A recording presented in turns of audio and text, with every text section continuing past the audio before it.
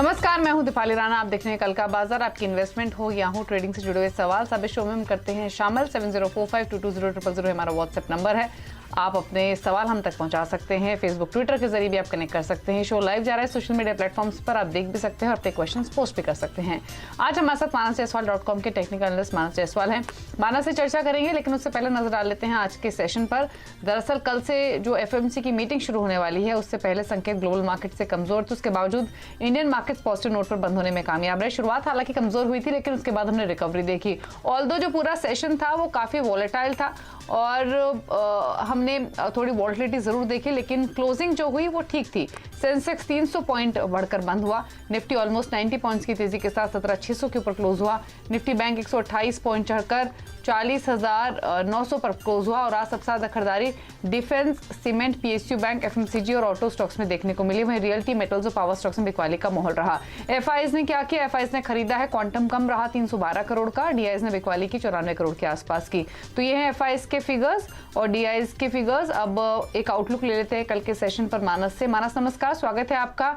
तो थोड़ी सी ग्लोबल चिंता तो है, बड़े इवेंट से पहले थोड़ी सी नर्वसनेस, कॉशियसनेस तो दिखी मार्केट में, लेकिन कल के लिए लेवल्स कौन से इंपॉर्टेंट होंगे?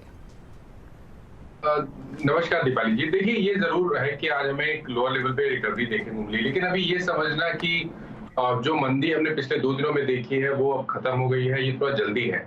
क्योंकि निफ्टी अभी भी 20 डे मूविंग एवरेज के नीचे ट्रेड कर रहा है। मेरा समझना है केवल एक ही रिएक्शन है। बिल्कुल कॉशियस रहिए, क्योंकि देखिए 2-3 रीजन है। डेली चार्ट पे आप देखें तो आरएसआई पे आपको नेगेटिव डाइवर्जेंस दिखेंगे। वीकली चार्ट पे एक बेरिश पैटर्न पिछले हफ्ते बना है। तो आई थिंक उछाल थोड़ा कॉशियस रहना बेहतर स्ट्रेटजी रहेगी। अभी नहीं, थोड़ा और इंतजार करिए। अगर निफ्टी 17,800 के ऊपर निकले तभी आपको एग्रेसिव होकर खरीदारी करनी है। उससे पहले फ्रेश खरीदारी एग्रेसिव होकर नहीं करनी है। और बैंक निफ्टी में ध्यान रखिए, जब तक ये 41,500 के नीचे ट्रेड करता रहेगा, आपको कॉशियस बने रहना है निफ्टी और बैंक निफ्टी दोनों में। ओके, चलिए, तो ये है सजेशन आपको लेवल्स के हिसाब से इंडेक्स पर। लेकिन अब बिना देरी किए क्वेश्चंस को करते हैं शामिल। और पहले कॉलर सुजॉय हमारे साथ मौजूद हैं कोलकाता से। सुजॉय नमस्कार, बताइए कौन सा स्टॉक आपने खरीदा हुआ है, क्या जानना चाहते हैं? हाँ मैडम, गुड इवनिंग। मेरे 2 सवाल है। एक है लेमन ट्री से, मेरा 73 रुपीज पे बाई है। लेमन ट्री होटल 73 रुपीज पे बाइंग है। 200 शेयर है। और एक है Tata chemical 737 rupees per by है। 25 शेयर है।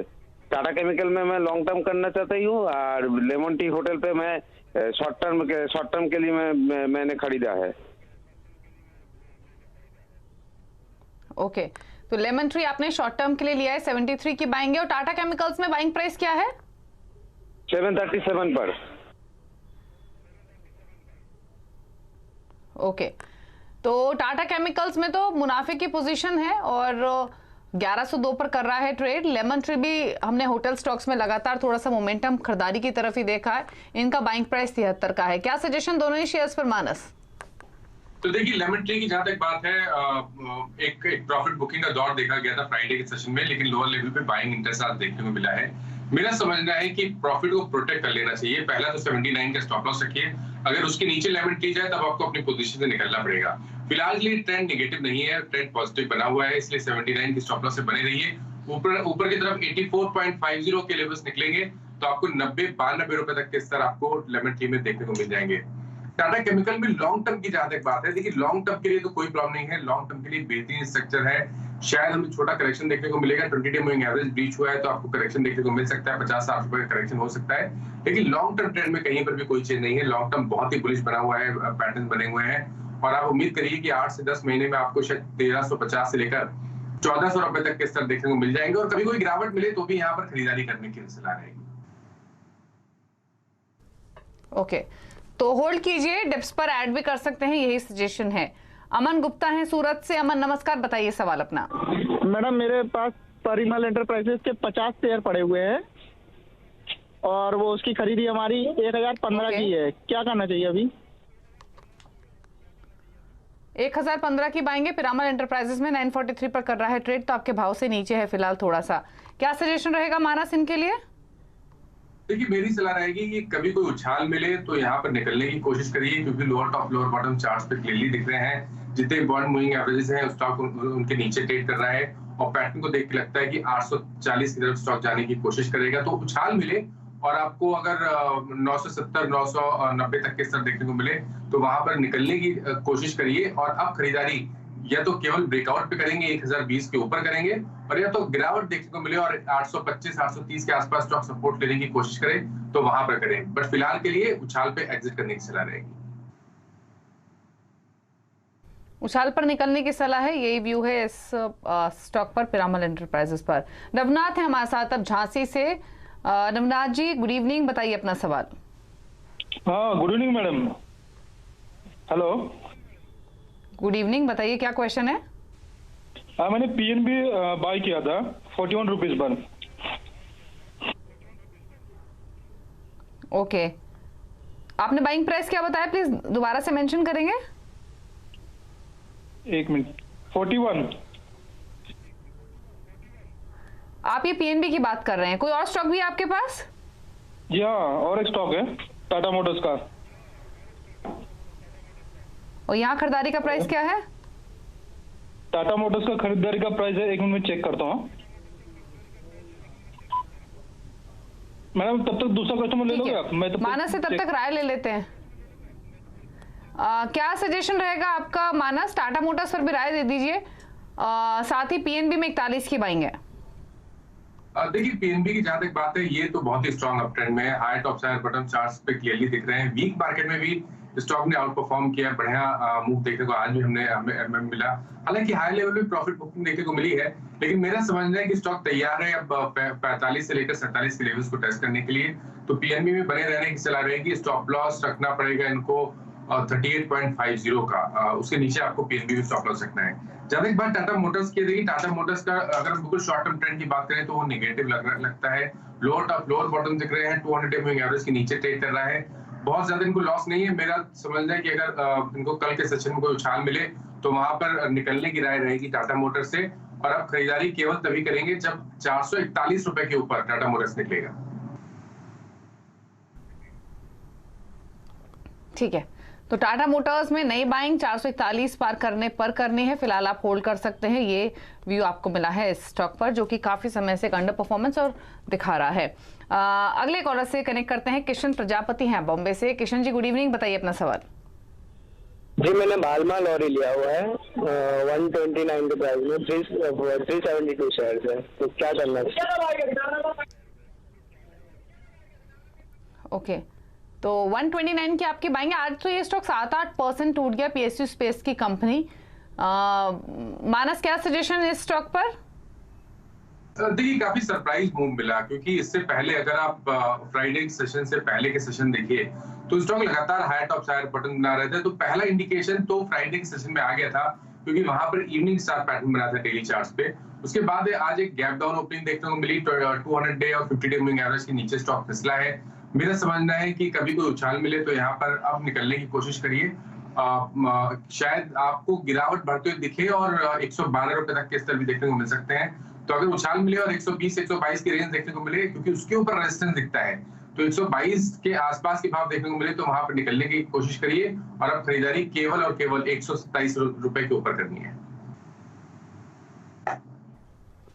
ओके, 127 का लेवल इंपॉर्टेंट रहेगा, वो पार करेगा तो तेजी बनेगी। नई बाइंग भी कर सकते हैं, लेकिन उन लेवल्स के बाद। मिथिलेश कुमार हमारे साथ गया से मौजूद हैं। कुमार साहब नमस्कार, बताइए आपने कौन सा स्टॉक खरीदा हुआ है, क्या जानना चाहते हैं? जी नमस्कार मैम, मेरे पास सोना कॉम का 200 शेयर्स है 737 पे, और दूसरा एक और है IEX का 100 शेयर 300 पे। IEX आपने बताया दूसरा स्टॉक? Yes ma'am. और यहाँ पे बाइंग प्राइस 300 आपने मेंशन किया? Yes ma'am, 300। ओके, और आपकी ये IEX में बाइंग कब की है, कुछ बताएंगे एक बारी? बाइंग एक पूरे टाइम हो गया, लगभग 3-4 महीने हो गया, ज्यादा हो गया, आई थिंक 5-7 महीने हो गया। अक्टूबर के आसपास इसका ये भाव होता था 300-310 के, तो इसके 52 वीक हाईज हैं इनफैक्ट। तो दोनों ही स्टॉक्स में मानस सोना BLW हो या IEX है तो हालांकि दोनों इन्वेस्टमेंट क्वालिटी के स्टॉक, लेकिन पेन बस यही है कि इन्होंने दोनों बहुत ऊपर के भाव पे ले लिए और मिड कैप्स में हमने प्रॉफिट टेकिंग देखी है और वो इन स्टॉक्स में भी रिफ्लेक्ट हुआ है। अब क्या करना है इन्हें? देखिए आईएक्स में तो रिवर्सल के साइन बहुत पहले देखने को मिल गए थे, मेरे ख्याल से उनको उसी टाइम निकलने की कोशिश करनी चाहिए थी। लेकिन अब अगर हम बात करें तो देखिए जुलाई से लेकर अभी तक स्टॉक लगातार 150 148 के आसपास सपोर्ट ले रहा है, तो बहुत ही बर्ड सपोर्ट है। अगर ये 148 के नीचे फिसला तब गिरावट बढ़ेगी और शायद उस केस में आपको 120 तक के स्तर भी देखने को मिल जाएंगे। तो बिल्कुल अलर्ट रहना चाहिए। अगर 148 के नीचे निकले तब अपने लॉस बुक करके इनको निकलना ही पड़ेगा, कोई और ऑप्शन नहीं समझ में आता मेरे को चार्ट्स पे। दूसरा ऑप्शन ये है कि अगर उससे पहले कोई उछाल मिले और स्टॉक 165 के ऊपर निकल जाता है तब आप बने रह सकते हैं। तो आपको स्टॉप लॉस फिलहाल के लिए 148 रखना है, बने रहिए। अगर 165 के लेवल ब्रेक होंगे तब आप एक उम्मीद कर सकते हैं कि आपको 200-210 तक का बाउंड बैक देखने को मिलेगा, लेकिन ट्रेंड निगेटिव लगता है। सोना कॉम की जहां तक बात है, देखिए यहाँ पर भी ट्रेंड निगेटिव है, lower top lower bottom chart पे दिख रहा है और एक स्टॉक ने एक सपोर्ट जो कि 520 रुपए के आसपास था उसको भी ब्रीच किया है। मेरे हिसाब से यहाँ पर गिरावट बढ़ सकती है, 485 के लेवल्स देखने को मिलेंगे। यहाँ पर भी उछाल पे निकलने की सलाह रहेगी और खरीदारी केवल 550 के ऊपर करनी है। ओके, तो दोनों ही स्टॉक्स पे राय आपको दी गई है, स्टॉप लॉस भी सजेस्ट किया गया है और मानस ने टेक्निकली दोनों पर अपनी राय मेंशन कर दी है। रविंद्र है हमारे साथ फोन लाइन पर मुंबई से। रविंद्र नमस्कार, बताइए अपना सवाल। नमस्कार नमस्कार। मैंने IFCI 1995 में लिया था वो 56 रुपीज में। Whether I have to hold the IFCI and again Reliance Communication भी मैंने लिया था, वो 700 शेयर मेरे पास है, क्या होल्ड करे क्या करे? और दोनों ही स्टॉक्स आपको भर भर के नुकसान दे रहे हैं। IFCI 50-56 रुपए की आपकी बाइंग 10 रुपए पर हो चुका है और रिलायंस कम्युनिकेशन तो अब 2-2.5 रुपए पर ट्रेड करता है। तो मानस अब इससे ज्यादा क्या बुराई ये देखेंगे? मैक्सिमम कैपिटल लॉस ये खा चुके हैं दोनों ही स्टॉक्स में, अभी रख लें जो भी क्वांटिटी है या निकल जाएं? देखिए इसीलिए चाहे आप ट्रेडर हो चाहे इन्वेस्टर हो, एक बात हमेशा ध्यान रखनी है कि आपने कभी भी कोई स्टॉक में निवेश किया हो या आपने ट्रेड किया हो, उस स्टॉक के बारे में जाने जरूर। अगर आपने आंख बंद कर ली उस स्टॉक को खरीदने के बाद, तब ऐसे ही हालात हो जाते हैं जो कि आरकॉम या IFCI के साथ हुआ है। मैं इनको यही सजेस्ट करूंगा कि अब निकलने का कोई मतलब नहीं बनता है। एक बार फंडामेंटल से करें, टेक्निकली चार्ट्स पे दोनों कंसोलिडेट कर रहे हैं, कहीं पर भी कोई भी उम्मीद ऐसा मेजर बाउंड बैक की नहीं लगती है, तो आई थिंक फंडामेंटल से करना बेहतर रहेगा। ओके, अगले कॉलर से बात करेंगे। अशांक गुप्ता हैं दिल्ली से। गुप्ता साहब गुड इवनिंग, बताइए अपना सवाल। Good evening ma'am. मैम मैंने एडलवेज के 200 शेयर लिए थे, 67 पॉइंट बेच सकता हूँ। दूसरा मैंने गेल का लिया था 92.55 पे, और तीसरा वेदांता का लिया है मैंने 70 शेयर 309 के रेट पे। 309 पर वेदांता है, 92 के बाइंग प्राइस पर कौन सा स्टॉक आपने मेंशन किया? मैम गेल। और ये सब आपके ट्रेडिंग व्यू है? जी। तो ट्रेडिंग का नजरिया मानस 309 पर वेदांता, गेल 92 पर इन्होंने खरीदा हुआ है और साथ ही एडलवाइज है 67 के बाइंग प्राइस पर। तीनों पर एक एक करके बताइए क्या ट्रेडिंग व्यू है? देखिए ट्रेडिंग व्यू के हिसाब से गेल ने एक बहुत ही बड़ा सपोर्ट आज ब्रीच किया है, 20 डे मूविंग एवरेज के नीचे फिसला और पैटर्न को देख के लगता है कि शायद ये अब 87 की तरफ जाने की कोशिश करेगा। तो कल ध्यान रखिए, अगर यहाँ पर आपको 89 के नीचे ट्रेड होता हुआ गेल दिखे तो अपनी पोजीशन से निकल जाए तो बेहतर रहेगा, क्योंकि उसके बाद करीब 5 से 6 रुपए का डाउन साइड और देखने को मिल सकता है। वेदांता की जहां तक बात है, देखिए वेदांता अभी तक मीडियम टर्म के लिए तो नेगेटिव नहीं लगता है, लेकिन शॉर्ट टर्म के लिए क्योंकि 100 डे मूविंग एवरेज बीच हुए हैं, इसलिए आप उम्मीद करिए कि 264 के आसपास तक फिसल सकता है। तो यहाँ पर अगर 279 के नीचे के भाव आपको देखने को मिले कल, तो यहाँ पर भी निकलने की सलाह रहेगी। तीसरा स्टॉक इन्होंने एडलवाइज बताया, जहां पर 2 या 3 दिनों के करेक्शन के बाद स्टॉक ने 20 डे मूविंग एवरेज पे सपोर्ट लिया है। मेरे हिसाब से यहाँ पर बने रहिए। 200 डे मूविंग एवरेज 62 है, उसके नीचे आपको 61 पे स्टॉप लॉस रखना है, बने रहने की सलाह रहेगी। अगर ये 67 के ऊपर सस्टेन करेगा तो आपको शायद 72 से 75 तक के भाव वापस देखने को मिल जाएंगे। ओके, चलिए तो आपके तीनों स्टॉक्स पर राय दी है मानस ने। अगले कॉलर से कनेक्ट करते हैं। विकास शर्मा दिल्ली से हैं। विकास गुड इवनिंग, बताइए कौन सा स्टॉक है आपके पास? गुड इवनिंग मैम, मैंने फिनोटेक्स केमिकल खरीदा था 297 पे 300 शेयर्स लिए थे, तो अभी उसको होल्ड किया जाए या फिर कुछ थोड़ा बहुत प्रॉफिट हो तो सेल कर दिया जाए। फिनोटेक्स केमिकल 297 के बाएंगे 332 पर ट्रेड हो रहा है, थोड़ा मुनाफा है 35 रुपए ऊपर इनके भाव से। मानस, लेना है मुनाफा या रखना है अभी भी? माफ करिएगा, मैं इसके चार्ट्स नहीं देख पा रहा हूँ। फिनोटेक्स केमिकल्स नहीं, सॉरी, मैं इसके चार्ट्स नहीं देख पा रहा हूँ। FINEOTX Fineotex chemicals. ठीक है, अगर आप आगे आपको चार्ट्स मिलते हैं तब अपने कमेंट्स दे दीजिएगा। माफी चाहेंगे विकास, आगे डेफिनेटली मानस से राय ले लेंगे। तब तक एक और कॉलर से कनेक्ट करते हैं, धीरज कुमार मुंबई से हमारे साथ। धीरज नमस्कार, बताइए आपका क्या सवाल है? नमस्कार सर। नमस्ते, पूछिए सवाल।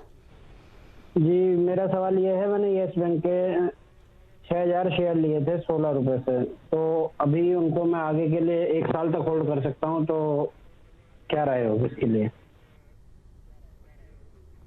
मानस, यस बैंक 1 साल का व्यू, 16 रुपए की बाइंग। तो देखिए, अभी 1 साल का व्यू देना टेक्निकली तो काफी मुश्किल लगता है, क्योंकि अभी भी स्टॉक कंसोलिडेट कर रहा है। ऊपर की तरफ 17-18 रुपए पे रेजिस्टेंस दिखता है, नीचे की तरफ 14-15 रुपए की रेंज में सपोर्ट दिखता है। तो टेक्निकली भी मीडियम टर्म या तो लॉन्ग टर्म व्यू देना थोड़ा मुश्किल है, बट क्योंकि इन्होंने ऑलरेडी खरीदा हुआ है तो मेरी राय रहेगी 14 रुपए का स्टॉप लॉस लगाएं और बने रहें। अगर स्टॉक 18 रुपए के ऊपर सस्टेन करेगा तब एक रैली आप एज्यूम कर सकते हैं कि वो 26 रुपए के आसपास तक जा सकती है, तो बने रहिए, लेकिन 14 रुपए का स्टॉप लॉस जरूर रखिए। दूसरा भी, इन्होंने थोड़ी देर पहले जो आज इन्होंने एक फिनोटेक्स के बारे में क्वेश्चन था, तो उसके चार्ट्स मिल गए हैं। तो देखिए, स्टॉक करेक्ट हुआ है, 20 डे मूविंग एवरेज पे स्टॉक ने सपोर्ट लिया है।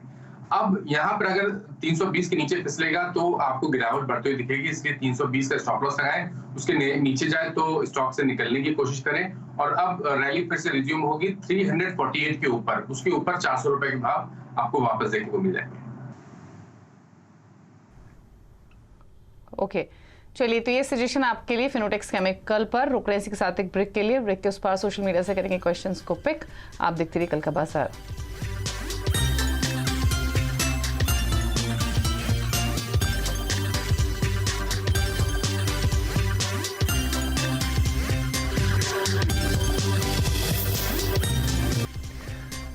आप देख रहे हैं कल का बाजार और अब आपके क्वेश्चंस को करते हैं पिक। और सोशल मीडिया से पहले सवाल ले लेते हैं। कुछ क्वेश्चंस हमें मिल रहे हैं सोशल मीडिया पर, ट्विटर से पिक करते हैं। सुरेंद्र भिष्ट ने एक सवाल भेजा है थिरुमलाई केमिकल पर। इनका सवाल है, मानस 1000 शेयर्स हैं, एवरेज बाइंग प्राइस है इनका 125 का, लॉन्ग टर्म विजन है एटलीस्ट 2 इयर्स, क्या करना चाहिए?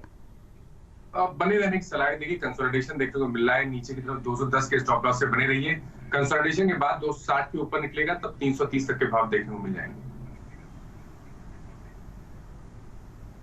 ओके, एक और सवाल लेते हैं और ये सवाल हमें भेजा है प्रदीप ने। 2 स्टॉक्स इनके पास, सीजी पावर 200 की बाइंग है, 700 शेयर्स है, लॉन्ग टर्म विजन है। दूसरा है सुमितोमो केमिकल, यहाँ 280 की बाइंग है, अगेन 5 to 10 इयर्स का लॉन्ग टर्म विजन लेकर चल रहे हैं, क्या करें?